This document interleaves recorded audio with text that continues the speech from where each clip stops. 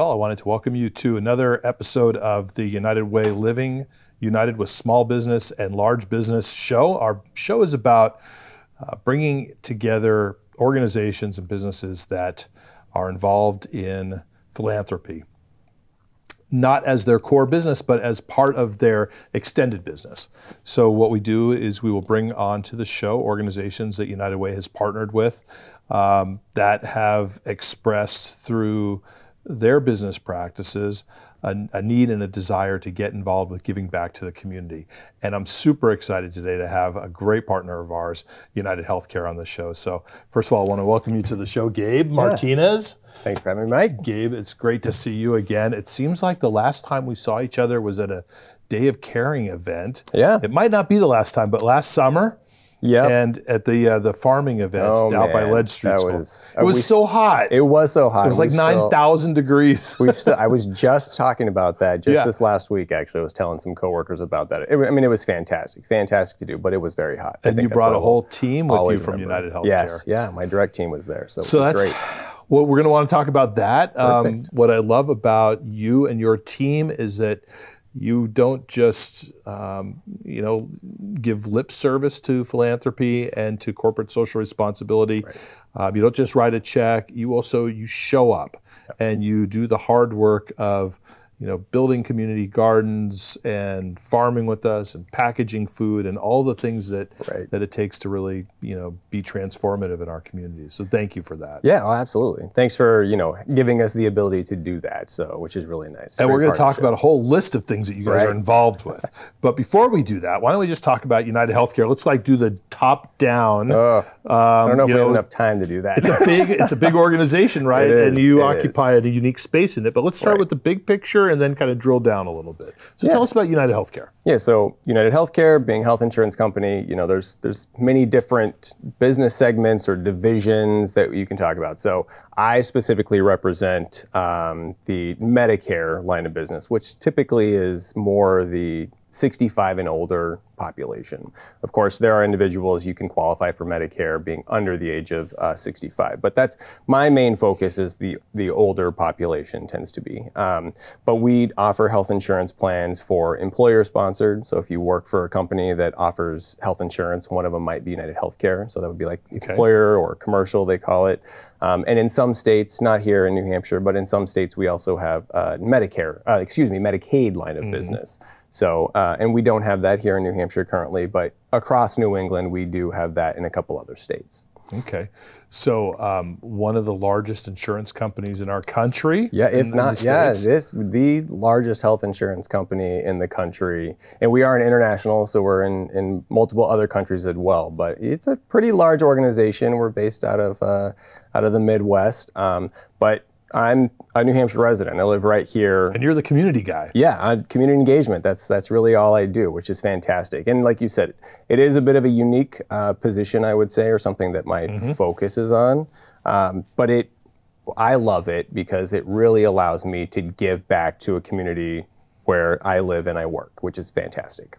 That's really great. So some of the ways in which I'm going to give some ideas for people to think about who might be watching, ways in which UnitedHealthcare has gotten involved with United Way. And then you can add to that also ways in which you're involved with other organizations. One of the things I like to do with this show is to give businesses the opportunity to think about what it is that they can do. Because if you're a very small business or medium-sized business or a large business, you still want something that speaks to your heart. I think when it comes down to it, we're all people. We all have hearts, right? And things that we want to do to change the world. So a couple things you guys have done with us are you're a sponsor of our annual Days of Caring, which is where we bring together volunteers from throughout the community to create these sort of transformative experiences like building a community farm or packaging food or putting together care packages for seniors. That's the Days of Caring. And you guys sponsor that throughout the year. Right. And that's one of the things I really love about working with United Way. So you work with the community in a lot of different facets. And so even if your focus, like, so my particular focus is that, older adult population, even if your focus doesn't tend to be what that is, there are ways that you are working with those older adult communities through the different things that you all are doing. Right. But the Days of Caring, I mean, those have been phenomenal, because that gives our employees who are here in New Hampshire or in some of the other New England states, they feel like they're part of the community by being able to come and give their volunteer hours and give their time to kind of pushing forward your own mission and your own goals. And it just helps us move our stuff forward as well, which has been really fantastic. So one of the things about that, which I think is really interesting, is why is it that it's important to you to give your employees opportunities to become engaged in these types of events? What's the business proposition for doing that? Well, so we talked about UnitedHealthcare being this massive organization, this massive company, and we are a corporate entity. And a lot, especially now, post-pandemic, even pre-pandemic, UnitedHealthcare, very much a remote employee-based company. So, I work from home primarily. I get to come out and do all this fun stuff with the organizations we work with. But a lot of my colleagues who are working here in New Hampshire, they're primarily, one of the things is they're primarily working from home. So there's a couple different things. One, it gives a real opportunity for us to do a lot of team building work whenever we get out and do this volunteer work. That's absolutely great. And it's some of my best memories. I was actually just doing a volunteer day for another organization down in Massachusetts last week. And I met people who I've been working with and seeing on the computer for the last several years, and I've never been able to meet them. But it really gives this ability for us to do this team building. But at the same time, we're a part of the community. These are our communities, and the work that organizations, like the United Way doing here in Greater Nashua, it allows us to give back and not just be sitting behind the computer, not just doing the corporate, the standard business model that a lot of organizations can kind of do there. So it's a really great way for you to bring together your employees who are colleagues with one another and create a team building. And I'm sure that you guys end up talking about all sorts of stuff. Absolutely, and yes. Including work, but at the end of the day, you become more effective as a team. Right. Probably helps out, I would imagine, with employee retention and recruitment even. Sure. Oh, absolutely. I was just, like I said, when I was at that volunteer day with another organization down in Massachusetts, I was talking to some people who had just come to our company from some other organizations, and they, I don't think, had near the same opportunities to get out into the community and do stuff. I mean, that's one of the things that they said they already loved about working with our company. It's just the fact that we get to do stuff like this, and they maybe didn't have that experience in the past. That's great. So speaking of things to do, one of the other things that you've sponsored is our Over the Edge event. Yes. Now, this is an event where people rappel off the top of a building. Are you going to do this with us again next year, or I mean yourself? Come on. I haven't done it, so I put you on the spot here a little bit. I try to get someone from my company to do it. I would love to do it. I'm not an overly adventurous person. Yeah. I got a little bit of a bum ticker, so I'm afraid that my heart might actually explode if I did an Over the Edge. That's not good. We would not want that. Or you've got the skydiving event that you also put together, and I think they're phenomenal. I mean, I love how unique United Way gets with your fundraising opportunities. Well, it's been great to have you guys as sponsors. All joking aside, you guys were the rope sponsor. You got to sponsor the blue rope this year because blue's your color, right? That's right. So everybody who rappelled down the blue rope, it was the UnitedHealthcare blue rope, and we appreciate that very much. Good. I did want to talk about an initiative which is really near and dear to your heart, and that's the UHC Champions program. Yes. And I know you've been trying really hard to build this and grow this and get it launched. So tell us a little bit about that. Yeah, so we just did it this year. So we modeled this program. I'll kind of get into the weeds about what it is. So we modeled this program off of an affiliate health plan down in Louisiana. And they've been doing it for some time. But ultimately, what is an affiliate health plan? So an affiliate health plan being a health plan that has a relationship with UnitedHealthcare, but not necessarily under the UnitedHealthcare name. So we have a relationship with them. I think ultimately that organization did become part of UnitedHealthcare, but for the last 18 years, they've been running this program called the they call it the Champions Program. We have kind of taken that and we call it the UnitedHealthcare Champions Program.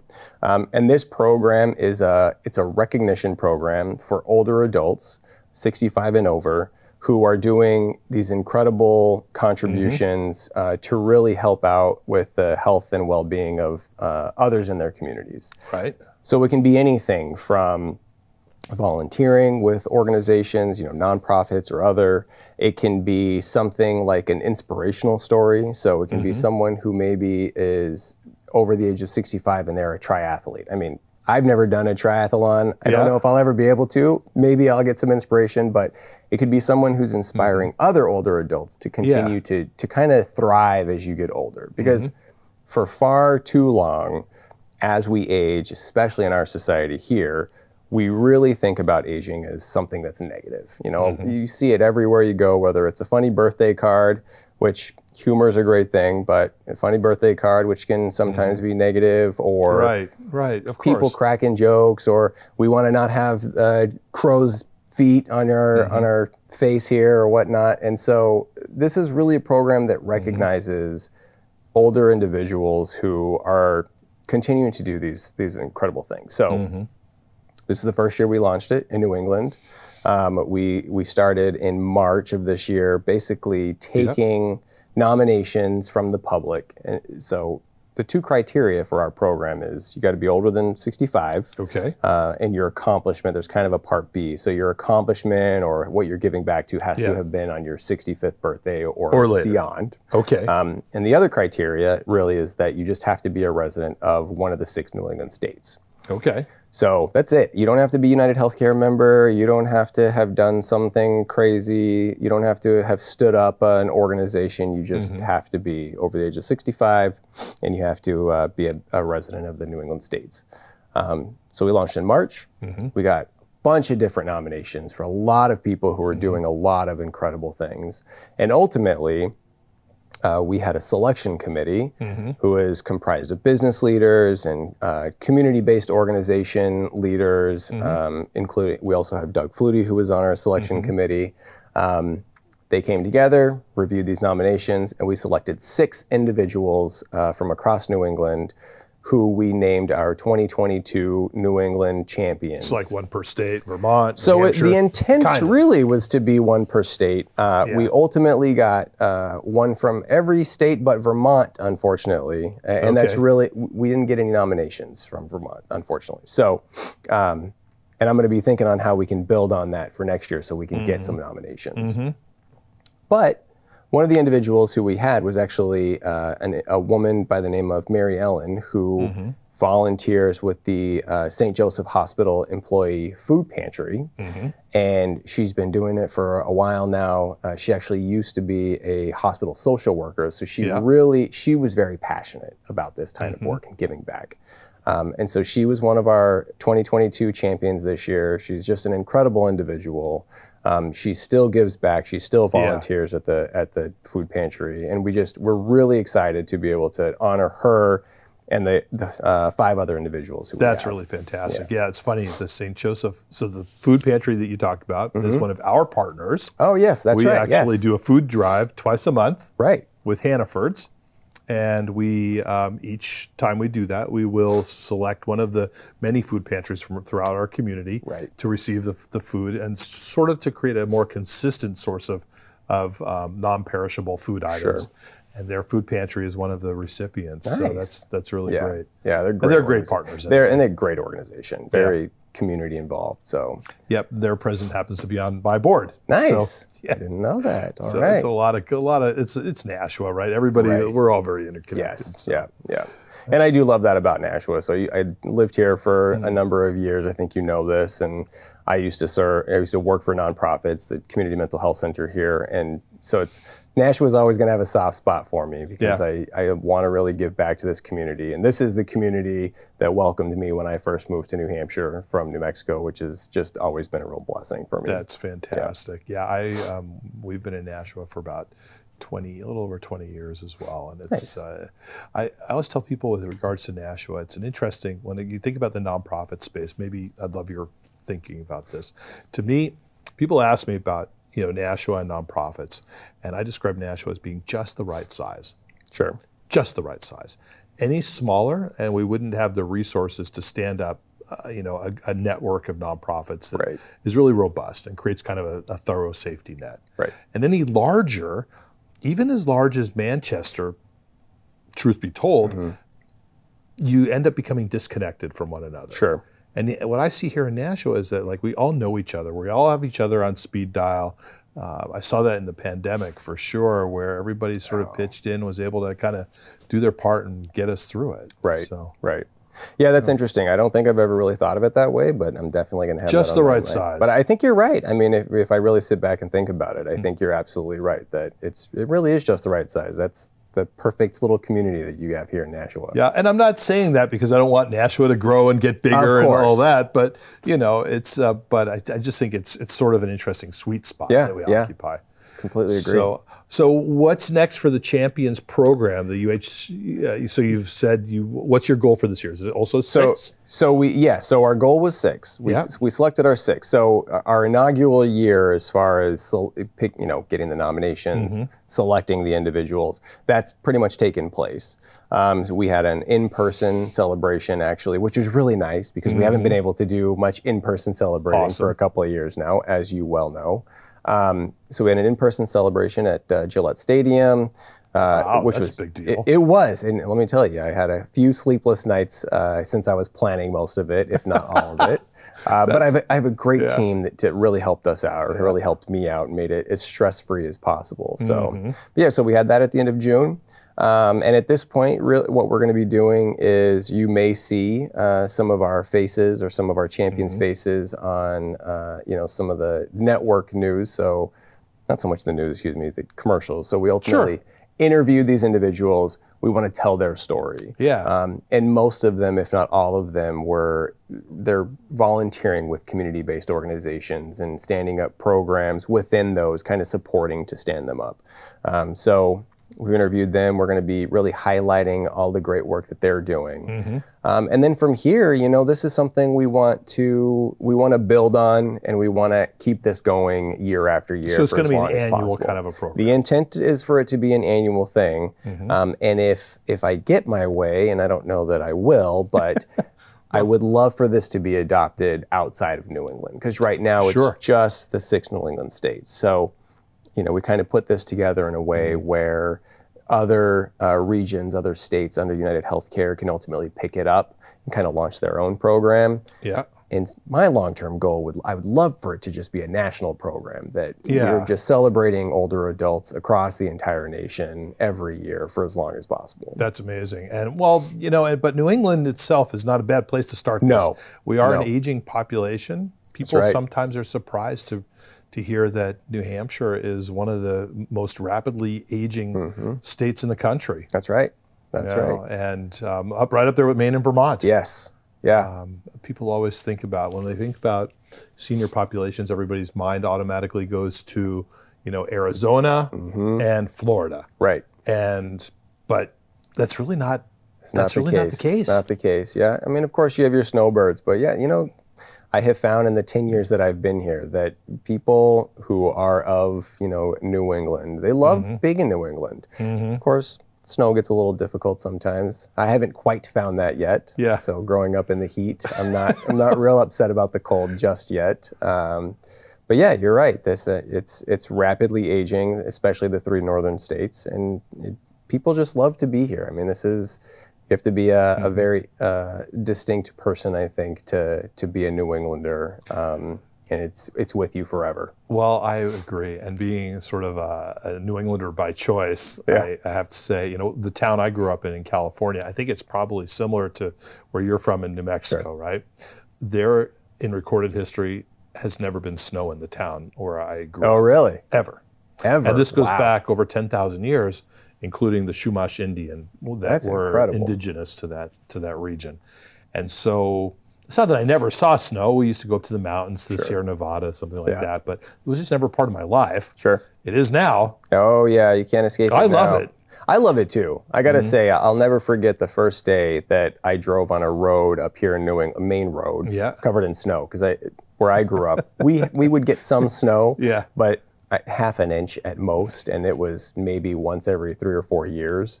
And I don't think I'll ever forget vividly in my mind. I have seeing outside of my windshield, the road, you can't see the road anymore. People make their own lanes. So, but no, I do. I love it. It's crazy sometimes. We've had a couple of mild winters, but yeah. I don't consider that a permanent state of affairs. No, probably not. Probably not. So, what else did I want to ask you? So Medicare. Yes.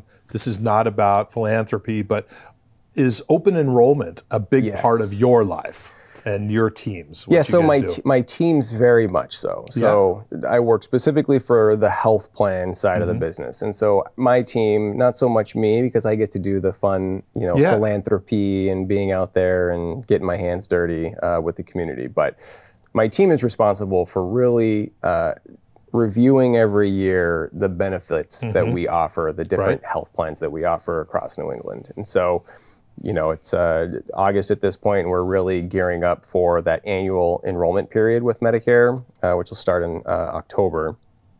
And it's going to be a busy time of year. But so my team, they review all year long.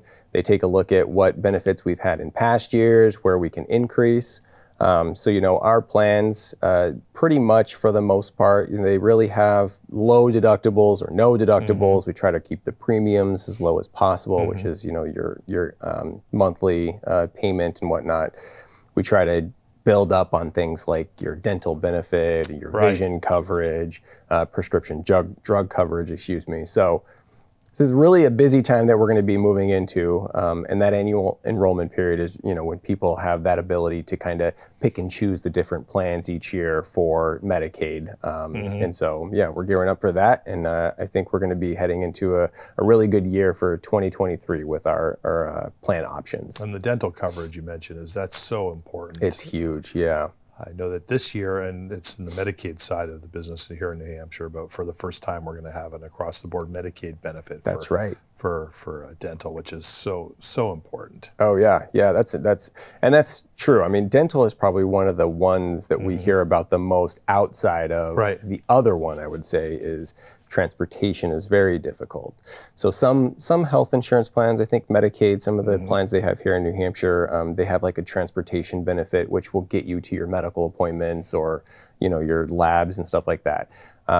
Within Medicare, so UnitedHealthcare, we have various plans that do have some transportation coverage depending on what it is. Yeah. But it's hard, and especially in rural New England. Yeah, I was going to say in a rural state. Well, even in the more densely populated areas, transportation is something we think about an awful lot as well. And even if you have a benefit, you have to have the providers. That's right. And that's like a big challenge. And workforce is, it's a big deal. So transportation is something maybe we should work together on this, because we are actually looking very seriously at how do we improve that. Sure. It's not that we don't have we have a good transportation infrastructure here in the city of Nashua. Right. The Nashua Transit is great, but as soon as you get outside at all, it gets really tough. It's real difficult. Yeah, and you serve so many different, communities outside of just the main hub of Nashua that I can understand where you're feeling that for sure. Absolutely. So I also wanted to ask you about what other types of philanthropy are you guys involved with? So besides beyond United Way, what are some of the other kind of things that are really near and dear to your heart that you guys are supporting these days? We're always trying, my big focus, of course, because we tend to really look at that older adult population. If there is some way, shape, or form that we can work with an organization that kind of focuses in on that, we do a lot of work with that. But just like with what the United Way does, just being a part of the community. So there's various ways that we can get involved. So you mentioned we get involved with volunteering, which we try to do as much of that as possible, which is really great. But we do a lot of event sponsorships, so similar to the sponsorships that we've done with United Way. And it's everything from other organizations like the United Way.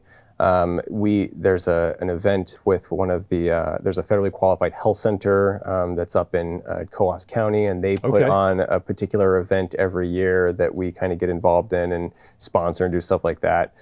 So there are provider organizations or doctors who, and hospital facilities that have these different events. So we'll get involved in that, and if we can either volunteer. A couple organizations that we're pretty well invested in, I would say, are the Alzheimer's Association. Okay. So, I mean, the Alzheimer's Association does some great work with research around Alzheimer's, and they have their big walks every year all across the country.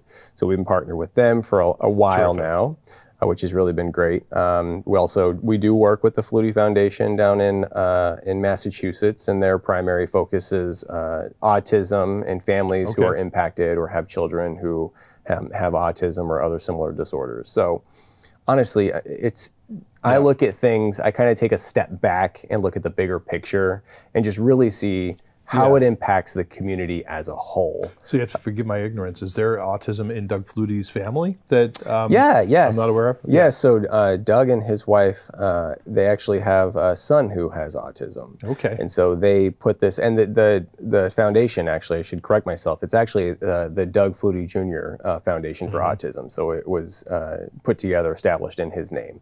And they're very well involved in the autism community. They do some really great stuff, especially in Massachusetts. And it's really kind of built kind of across the nation. They've got some interesting things that they do that really gives back to families with autism. And then because of that, they have some other families who have also started building on foundations and giving back. So in general, I love the network web that happens just in general with community and organizations.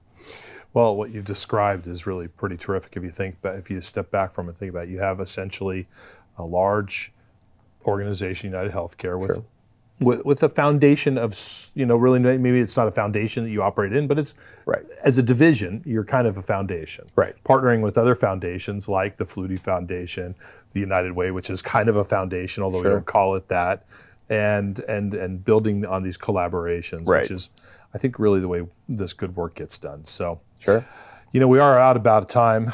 Gabe, I wanted to thank you for coming on, and thank you for all of your support at United Way and throughout the community. I do have a hat. Very cool. Nobody leaves our show with a very good gift. All right. But you don't leave without a gift at all. Thank you so much for joining me today. I really appreciate it. Thanks, Mike. This is always great. Absolutely. Yeah, this is fantastic. And it's our colors, which is great. So.